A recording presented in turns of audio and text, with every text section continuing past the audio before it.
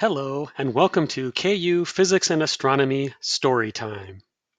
Today's book is Frederick by Leo Lionni. All along the meadow, where the cows grazed and the horses ran, there was an old stone wall. In that wall, not far from the barn and the granary, a chatty family of field mice had their home. But the farmers had moved away, the barn was abandoned, and the granary stood empty.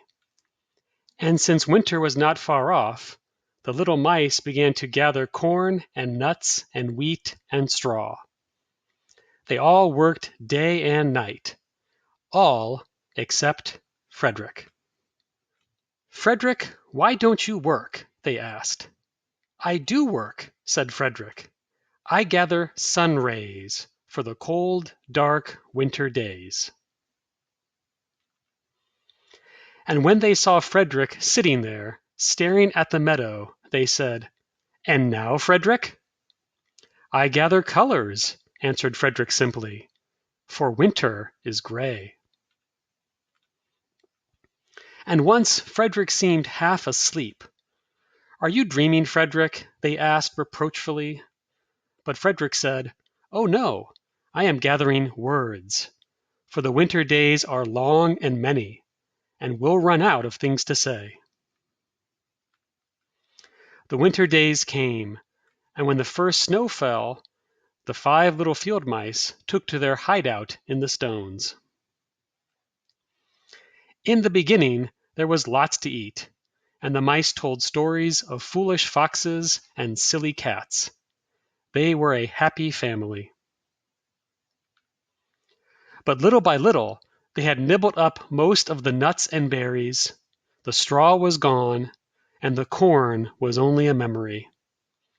It was cold in the wall, and no one felt like chatting. Then they remembered what Frederick had said about sun rays and colors and words. "What about your supplies, Frederick?" they asked. "Close your eyes," said Frederick, as he climbed on a big stone. "Now I send you the rays of the sun. Do you feel how their golden glow?" And as Frederick spoke of the sun, the 4 little mice began to feel warmer. Was it Frederick's voice? Was it magic? "And how about the colors, Frederick?" they asked anxiously. "Close your eyes again," Frederick said. And when he told them of the blue periwinkles, the red poppies in the yellow wheat, and the green leaves of the berry bush, they saw the colors as clearly as if they had been painted in their minds. "And the words, Frederick?" Frederick cleared his throat, waited a moment, and then, as if from a stage, he said, "Who scatters snowflakes? Who melts the ice? Who spoils the weather? Who makes it nice? Who grows the 4-leaf clovers in June? Who dims the daylight? Who lights the moon? 4 little field mice who live in the sky, 4 little field mice like you and I. One is the spring mouse, who turns on the showers. Then comes the summer, who paints in the flowers. The fall mouse is next, with walnuts and wheat. And winter is last, with little cold feet. Aren't we lucky the seasons are 4? Think of a year with one less, or one more."